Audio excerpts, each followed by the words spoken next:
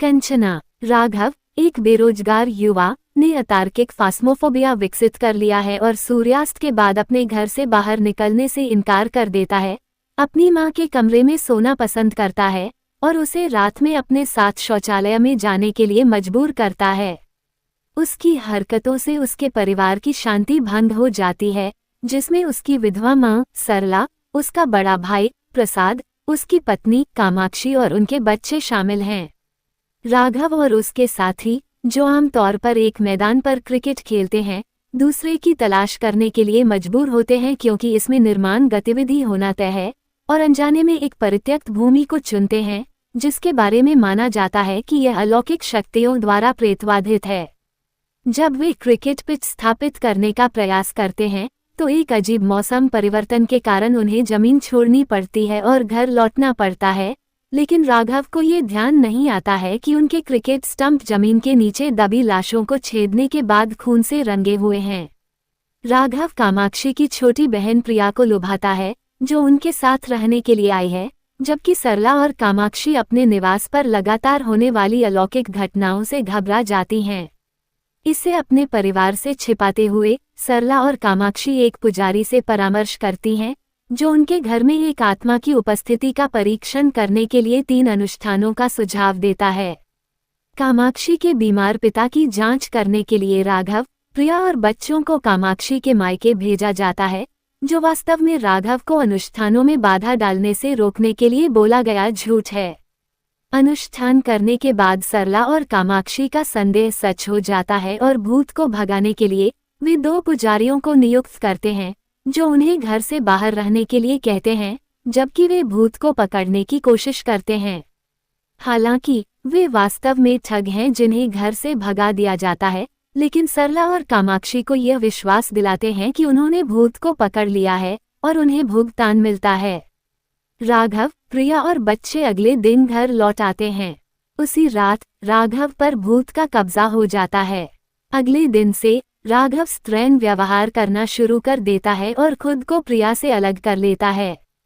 अपनी मां और भाभी के साथ एक शॉपिंग कॉम्प्लेक्स में राघव लगातार अमानवीय व्यवहार करता है और साड़ी और महिलाओं के आभूषण पहनता है, जिससे सरला को शर्मिंदा होना पड़ता है और वो उसे थप्पड़ मार देती है। राघव ने एक महिला माधवी की गला दबाकर हत्या कर दी और बाद में किसी को भी बताए बिना उसकी लाश को ठिकाने लगा दिया। उस रात कामाक्षी राघव को अपनी चूड़ियां पहनते हुए देखती है और अंततः प्रसाद के सामने उसके स्त्री कृत्यों को उजागर करती है और परिवार उसका सामना करता है। फिर परिवार को पता चलता है कि राघव पर 3 आत्माओं का वास है, एक महिला, एक उर्दू भाषी मुस्लिम और एक ऑटिस्टिक पुरुष। भयभीत होकर परिवार एक मुस्लिम ओझा के पास जाता है, जो राघव के शरीर से आत्मा को दूर कर देता है और महिला की आत्मा को ये बताने के लिए मजबूर करता है कि वह कौन है। महिला खुद को एक ट्रांसजेंडर महिला कंचना बताती है, जो अपने अतीत का खुलासा करती है।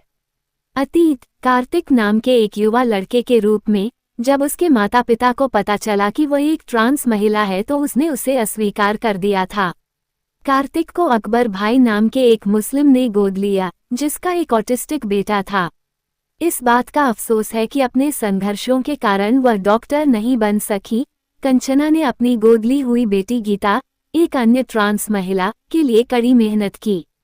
अंततः गीता को छात्रवृत्ति मिल गई और उसे पोस्ट ग्रेजुएशन के लिए विदेश भेज दिया गया, जबकि कंचना ने वहां गरीबों के लिए एक अस्पताल बनाने के इरादे से जमीन का एक टुकड़ा खरीदा। हालांकि भूमि के भूखंड को शंकर नामक एक विधायक ने अपनी प्रेमिका माधवी के लिए अवैध रूप से जब्त कर लिया था। जब कंचना और अकबर भाई ने शंकर को उसके कृत्य के लिए विरोध किया तो उसने बेरहमी से उनकी हत्या कर दी और अकबर के ऑटिस्टिक बेटे को आत्महत्या करने के लिए मजबूर कर दिया। इसके बाद वह लाशों को कंचना की जमीन के भूखंड पर दफनाने के लिए आगे बढ़ा। वर्तमान ओझा को कंचना से सहानुभूति है, लेकिन अपनी जिम्मेदारी से बंधा हुआ वह उसे पकड़ लेता है। हालांकि राघव को पता चलता है कि कंचना एक अच्छे कारण के लिए ऐसा कर रही है और वो उसे अपने पास रखने की अनुमति देता है। राघव, कंचना, शंकर और उसके गुर्गों से लड़ते हैं, लेकिन शंकर एक नरसिम्हा मंदिर में शरण लेते हैं, जहां आत्माएं प्रवेश नहीं कर सकती। कंचना भगवान से प्रार्थना करती है कि वो उसे अपने मंदिर में प्रवेश करने दे ताकि वह न्याय की जीत के लिए शंकर को मार सके। वह मंदिर में प्रवेश करती है और शंकर को उसी तरह मारती है जैसे नरसिम्हा ने हिरण्यकशिपु को मारा था।